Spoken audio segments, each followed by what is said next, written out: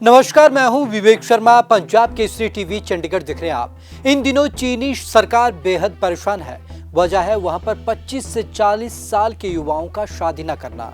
यहां पर एक जो सबसे बड़ा कारण माना जा रहा है वो एक तो आबादी पर रोक का कारण माना जा रहा है, और आखिरकार वहां पर ऐसी क्या परिस्थितियां हैं कि युवा वहां पर शादी नहीं करना चाहते। तो सबसे बड़ा जो फैक्टर निकल कर सामने आया है वो ये कि वहां पर काम का दबाव भी ज्यादा है। तो चलिए आपको खास रिपोर्ट दिखाते हैं, आखिरकार युवा शादी को लेकर किस तरीके से असमंजस की स्थिति में है। चीन में घर नहीं बसाना चाह रहे युवा।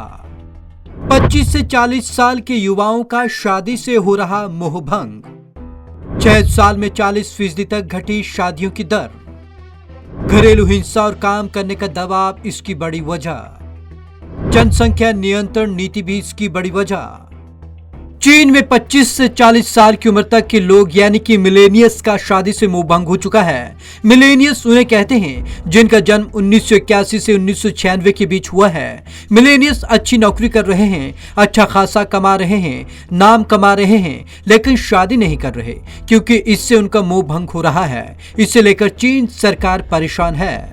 41% तक गिरी मिलेनियस की शादियों की दर। विशेषज्ञों के मुताबिक परेशानी का सबसे बड़ा कारण चीन में दशकों से जारी जनसंख्या नियंत्रण नीति है।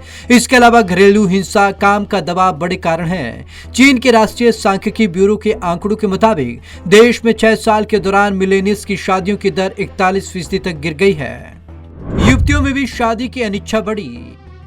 इस वर्ग में पहली बार शादी करने वाले लोग 2013 में 2.38 करोड़ थे, जबकि 2019 आते आते इनकी संख्या घटकर 1.39 करोड़ रह गई। समाज शास्त्रियों का कहना है कि जनसंख्या नियंत्रण नीति के कारण युवा शादी से बच रहे हैं। युवकों के साथ साथ ऐसी युवतियों में भी शादी की अनिच्छा बढ़ी है जो विभिन्न संस्थानों में काम कर रही हैं। वहां अपनी भूमिका बनाए रखना या बेहतर काम करना चाहती हैं। शादी अब युवाओं की प्राथमिकता नहीं।